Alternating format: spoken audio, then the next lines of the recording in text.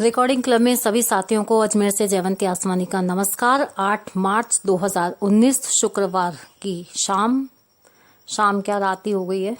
आप सभी के साथ हूँ एक बार फिर से the story of recording club part 38 लेकर। आज 8 मार्च है, महिला अंतर्राष्ट्रीय दिवस। इस शक्ति पर्व पर आप सभी को, खास तौर पे जो फीमेल ग्रुप है उसमें सभी बालिकाओं को, महिलाओं को अंतर्राष्ट्रीय महिला दिवस की बहुत बहुत शुभकामनाएं। हालांकि अच्छे से परिचित हूं इस बात से कि हमारा जो फीमेल ग्रुप है वो बिल्कुल भी एक्टिव नहीं है, खास तौर से ग्रुप के प्रति कोई प्रतिक्रिया, कोई मैसेज उनका नहीं आता, और आता भी है तो बहुत ही कम। कारण क्या है? क्या आप इस ग्रुप में जुड़ने के बाद भी नहीं जुड़े हैं, या फिर कोई कमी है? कुछ तो कहिए। मैं जानती हूँ कि मेरी शुभकामनाएं शायद आज आप तक पहुँच कर भी नहीं पहुँच पाएंगी, क्योंकि आप चाहते ही नहीं ऐसा। दिल से कहती हूँ, आज महिला दिवस का अवसर है, ये हमारा खुद का पर्व है, नारी शक्ति का दिन है, महिला सशक्तिकरण का दिन है। लेकिन इस मौके पर भी फीमेल ग्रुप बिल्कुल शांत है। हालांकि पर्सनली कामाक्षी जैन जो है सलुम्बर से, और एक साहू विश्नोई है जोधपुर से, उन्होंने मुझे फ़ोन करके the story of recording club के बारे में प्रतिक्रियाएं अपनी दी, और उनसे भी मेरा यही कहना है आज इस स्टोरी के माध्यम से कि अपनी प्रतिक्रियाएं ग्रुप में दीजिए। क्यों नहीं देते हैं? जरूरी नहीं आप इस स्टोरी पर ही प्रतिक्रियाएं दें, और भी बहुत सारी चीज़ें इस ग्रुप में आती है, लेकिन मुझे लगता है कि आप बहुत ही कम चीज़ें सुनते हैं और बहुत ही कम प्रतिक्रिया जुड़कर भी इस ग्रुप से आप कटी हुई हैं, बहुत बिजी हैं, पता नहीं। खैर, ज़्यादा कुछ नहीं कहना चाहूँगी। बस मैंने आपसे पहले भी रिक्वेस्ट की थी कि राजस्थान पत्रिका और भी समाचार पत्र जो ग्रुप में भेजे जाते हैं, तो उसमें कुछ स्पेशल पार्ट्स होते हैं जो कि खास तौर से हम महिलाओं के लिए बहुत ही उपयोगी होते हैं। आप उन्हें सुनिए और अपनी प्रतिक्रिया हमें दीजिए। लेकिन आज तक एक भी प्रतिक्रिया ना ही पर्सनली तौर पे और ना ही ग्रुप में मुझे मिली है। अब कारण क्या है, ये तो या तो मैं एक दिन आपको पर्सनली सबको फोन करूं, पूछूं, या फिर जिस दिन रूबरू हुए तो ये प्रश्न मेरा जरूर होगा आप सबसे कि बताइए क्या कारण है कि ग्रुप में आप बिल्कुल भी एक्टिव नहीं हैं। और ये सच्चाई है। तो चलिए साथियों, आज नारी शक्ति का दिन है, तो इसी से ही अपनी शुरुआत करूंगी। कहते हैं जब एक नारी सशक्त होती है तो उसका परिवार सशक्त होता है, उसके आसपास का वातावरण भी सशक्त होता है। क्योंकि जब हमारा आधार मजबूत होता है, हमारी नींव मजबूत होती है, तो वो पूरी इमारत ही मजबूत होती है। लेकिन अगर आधार ही कमजोर हो जाए तो इमारत भी डगमगाने लगती है। लेकिन परिस्थितियां इसके विपरीत भी है। कुछ महिलाएं हम में से ऐसी होती हैं कि वो ये सोच लेती हैं कि परिवार की सारी जिम्मेदारियां जो हैं वो बस मेरी हैं और मुझे निभानी है, चाहे फिर वो घर का काम हो, बच्चों से रिलेटेड कोई काम हो, या फिर बाहर का कोई काम हो, वो मुझे ही करना, ये मेरी जिम्मेदारी है। लेकिन हम ये भूल जाती हैं कि अकेले सारी जिम्मेदारियां उठाना दूसरों को गैर जिम्मेदार बनाना है। हमें हमारे परिवार में या फिर कहीं भी हम काम कर रहे हैं तो जरूरी है कि जो भी लोग हमसे जुड़े हुए हैं हम उन्हें अपनी जिम्मेदारी भी समझाएं। हमारे काम की एक सीमा होनी चाहिए।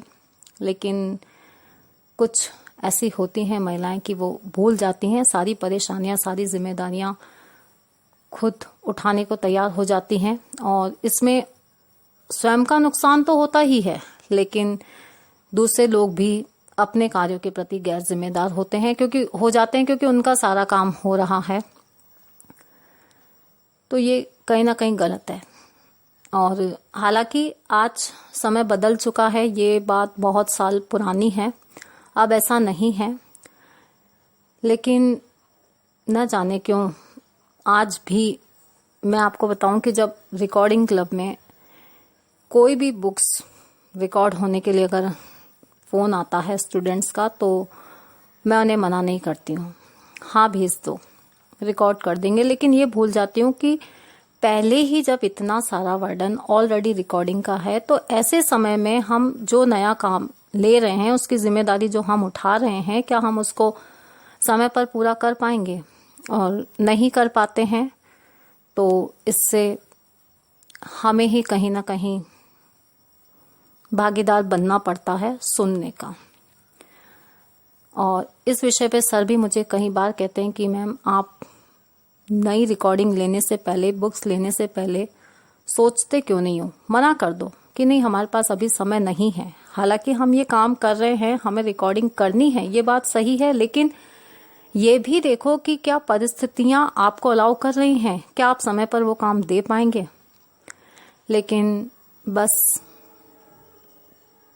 हाँ, ना तो किसी काम के लिए करना ही नहीं है। 4 पंक्तियां यहाँ सर के लिए कहना चाहूंगी। हम रोज गुनाह करते हैं, आप रोज माफ कर देते हैं। हम रोज गुनाह करते हैं, आप रोज माफ कर देते हैं। हम अपनी आदत से मजबूर हैं और आप अपनी रहमत से मशहूर हैं।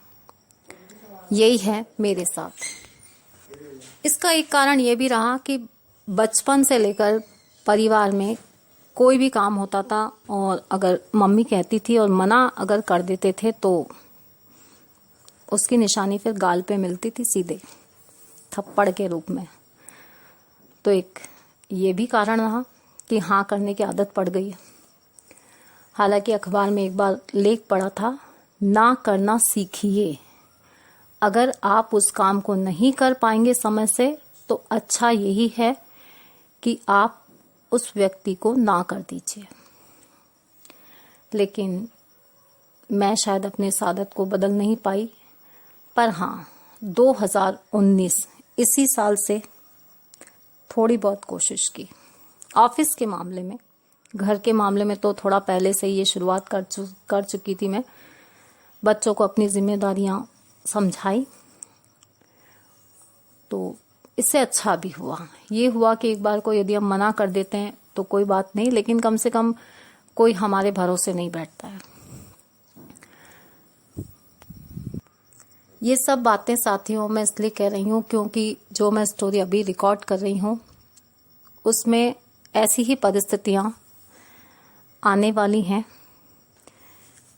जब मैंने स्कूल में रीडिंग करवाना शुरू की, स्टार्टिंग में मनोहर और सुखलाल को, उसके बाद भैरूलाल जी को, उस समय मैं चाहती थी कि मेरे पास और भी बैच हो, कम से कम 4-5 घंटे तो मैं स्कूल में पढ़ाऊं। और ये हुआ भी, और मेरे लिए ये बहुत अद्भुत था। अद्भुत इसलिए था कि 1 जनवरी वो थी जब मैं स्कूल में गई थी, तो वहां मुझे किसी स्टूडेंट ने कहा था कि आप गलत समय पर स्कूल आई हैं, मार्च में स्टूडेंट्स के एग्जाम हो जाएंगे और वो घर चले जाएंगे, तो नेक्स्ट ईयर ट्राई कीजिएगा। और 1 जनवरी ये थी कि मनोहर ने मुझे जो बात कही थी कि आपको किसी से कुछ कहने की जरूरत नहीं है, स्टूडेंट्स खुद आपके पास आएंगे, ये सोचकर नहीं कि आप कैसा पढ़ा रहे हैं, अच्छा या बुरा, लेकिन रीडर की आवश्यकता उन्हें है। हालांकि वो रीडिंग कर रहे हैं, लेकिन फिर भी खास तौर पे बोर्ड क्लास के बच्चे। आश्चर्य हुआ मुझे, लेकिन कहते ना, हाथ कंगन को आरसी क्या, पढ़े लिखे को फारसी क्या। परिस्थितियां उस समय की मेरे सामने थी। जनवरी माह में मुझे यकीन नहीं हो रहा था कि कक्षा 9, 10, 11, 12 चारों क्लास के बैच मेरे पास आए थे और मुझे उन्होंने रीडिंग करवाने के लिए कहा। 2 बैच ऑलरेडी मेरे पास थे। कॉलेज के स्टूडेंट भी उस समय, गिरिराज, सुरेश और सूरज मेरे पास रीडिंग के लिए ऑलरेडी दोपहर में आ रहे थे। उसके बावजूद भी स्कूल में उस समय इन सभी क्लासों के बच्चे मेरे पास आए रीडिंग के लिए। और अपनी आदत के अनुसार मैंने ना नहीं कहा।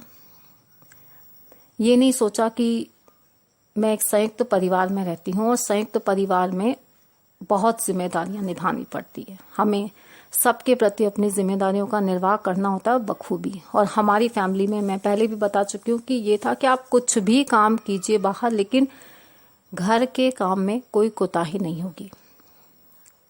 और कभी कभी तो मुझे ऐसा लगता था कि इस सब की जिम्मेदार मैं ही हूँ, मैंने ही सबको गैर जिम्मेदार बनाया है हर काम में, ये कह के कि नहीं मैं कर लूंगी, आप रहने दीजिए। लेकिन अब शाम को 4 बजे से लेकर और रात के 8 बजे तक मुझे स्कूल में रीडिंग का काम मिल चुका था। दोपहर में भी मैं 2 घंटे स्टूडेंट्स को रीडिंग करवा रही थी। ऐसे में ये जब 4 बैच और भी थे तो उसमें से 2 बैच को पढ़ाने में बड़ी दिक्कत आ रही थी कि क्या टाइम सेट किया जाए, कैसे सेट किया जाए।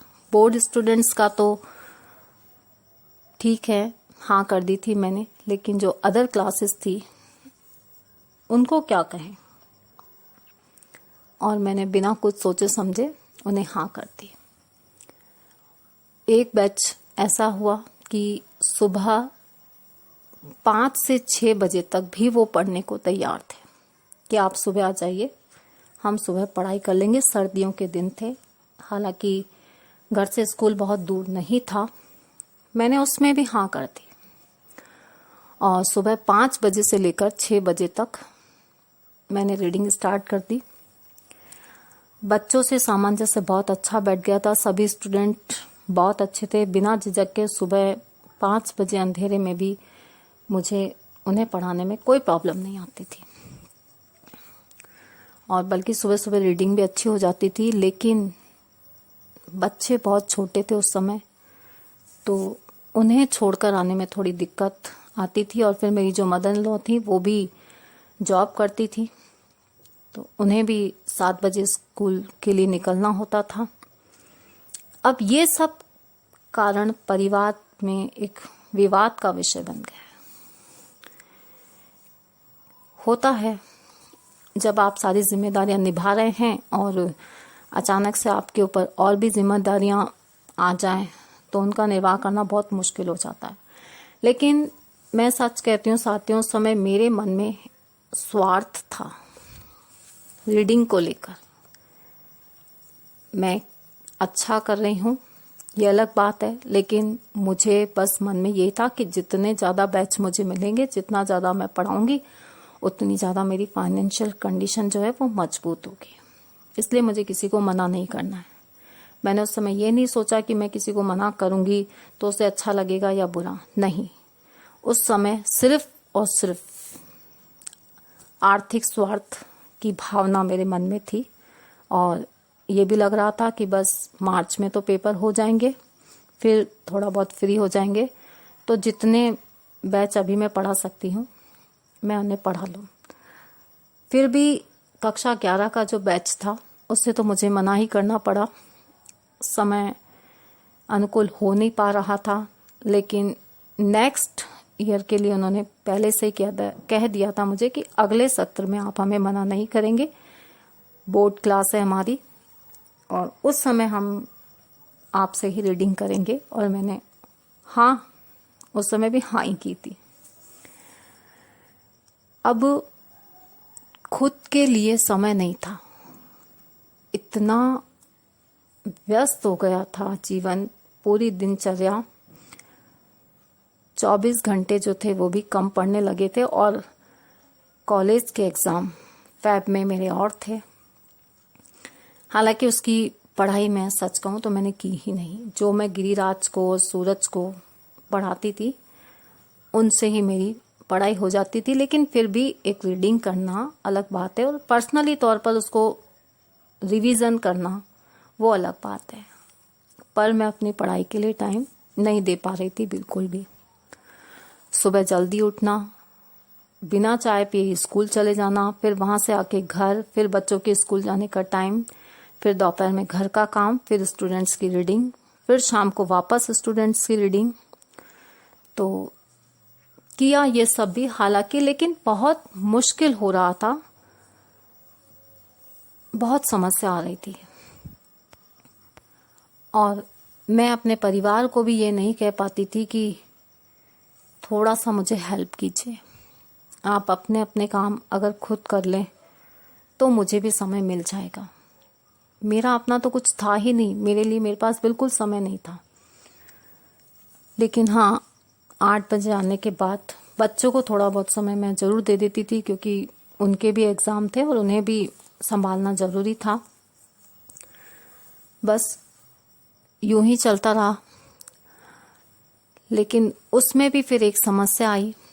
मेरे जो बड़े भाई हैं उनका विवाह हुआ था 2004 में, लेकिन उनका भी वैवाहिक जीवन जो था वो बड़ा ही उस समय खराब स्थिति में चल रहा था। अब मुझ पर मेरी माताजी की जिम्मेदारी भी आ गई थी। हालांकि आज तक भी वो अपना काम खुद करती हैं, किसी से नहीं करवाती, लेकिन फिर भी परिवार जब मुश्किल में होता है तो कहीं ना कहीं हमें थोड़ा समय अपने परिवार को भी देना ही पड़ता है। और घर हमारा आदर्श नगर से सेठी कॉलोनी में था, तो वहाँ आने जाने में 1 घंटे का समय लग जाता था। लेकिन थोड़ा बहुत समय वहाँ के लिए भी निकालना पड़ता था। हालांकि हम कुछ नहीं कर सकते थे, वो उस समय एक तरह से मेरे पियर का मैटर था, लेकिन माता जी के प्रति जो मेरा फर्ज बनता था थोड़ा बहुत, वो अपने दिल की बात मुझे कह देती थी, तो उनका मन भी हल्का हो जाता। एक तरह से उनका अकेलापन जो था वो दूर करने के लिए मुझे कभी कभार वहाँ भी जाना ही पड़ता था। 1-1.5 महीने का समय यूं ही गुजरा। मेरे कॉलेज के एग्ज़ाम हुए, बच्चों के भी एग्ज़ाम हो गए, वो सब अपने अपने घर चले गए। उसके बाद थोड़ा रिलैक्स महसूस किया, कुछ बैच कम हो गए और थोड़ा फ्री हुई मैं। तो उस फ्री समय में भी सूरज जो नेत्रहीन स्टूडेंट है, जीके पढ़ने मेरे पास आते थे।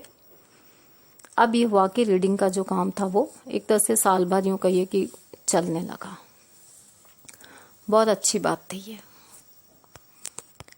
अब फ्री टाइम में मन में ये आने लगा, मैंने कहा ना कि मैं उस समय सिर्फ और सिर्फ स्वार्थ लेकर मन में चल रही थी कि गर्मियों की जो छुट्टियां हैं उसमें भी अगर मुझे रिकॉर्डिंग का काम मिल जाए तो और अच्छा हो जाए।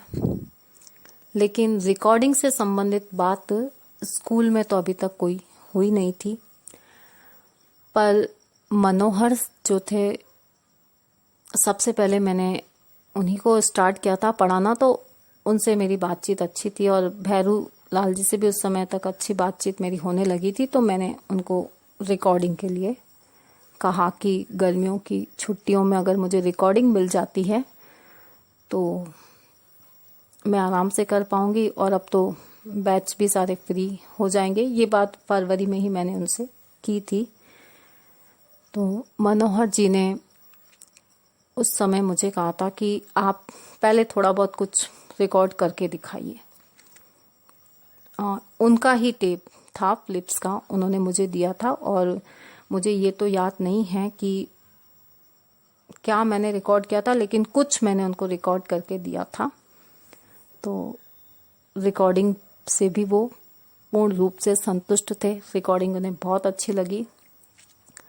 और फर्स्ट रिकॉर्डिंग उन्होंने मुझे श्याम जी की एमए प्रीवियस या एमए फाइनल की 1 वीक्स थी, लाकर दी थी। उस समय रिकॉर्डिंग का जो चार्ज था वो 15 रुपए एक कैसेट का मिलता था। लेकिन उन्होंने मुझे उस समय कहा था कि देखिए फर्स्ट रिकॉर्डिंग है, नई नई है, तो आप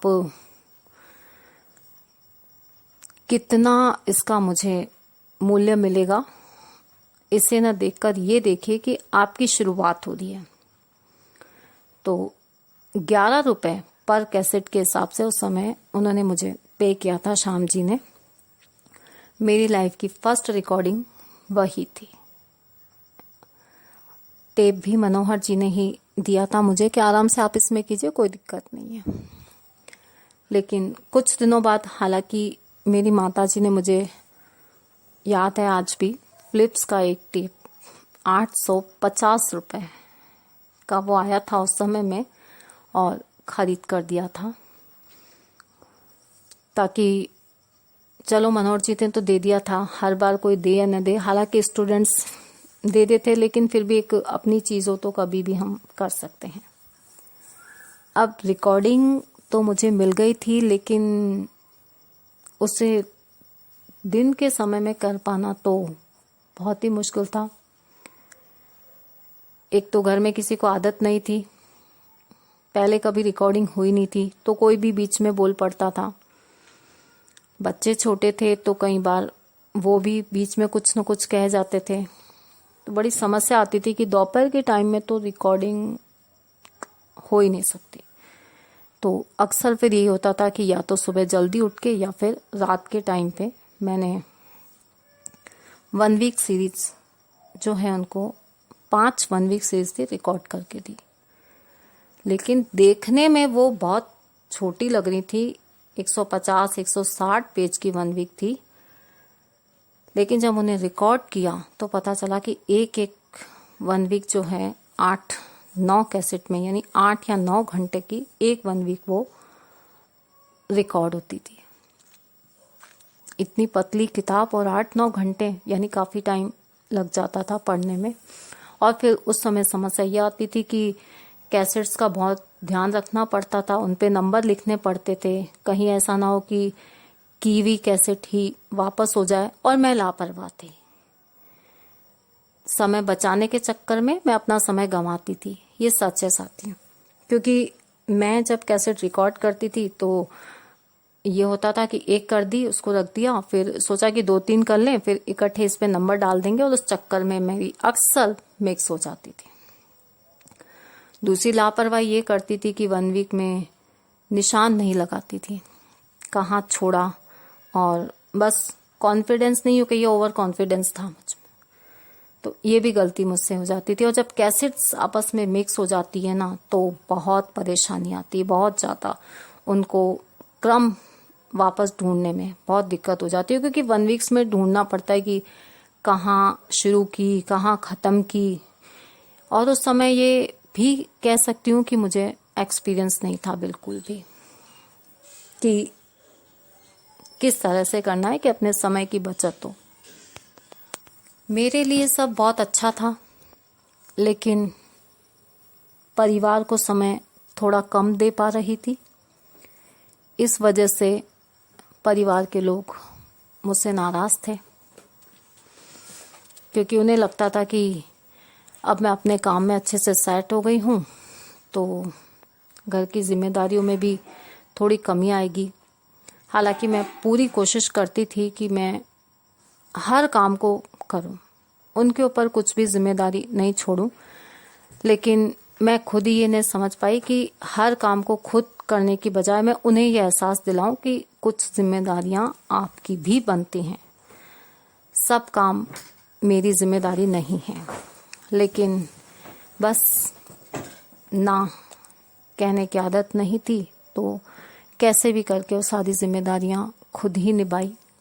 इस तरह से वो साल निकला, और फिर वापस जुलाई का मंथ आया।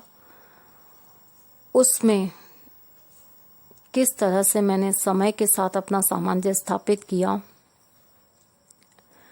किस तरह से बच्चों को रीडिंग कराई, क्या नया परिवर्तन मेरी रीडिंग में आया, और कैसे रिकॉर्डिंग का माहौल घर पे तैयार किया, इन सब विषयों पर फिर से चर्चा होगी अगले पार्ट में। तब तक के लिए आप सभी को शुभ संध्या।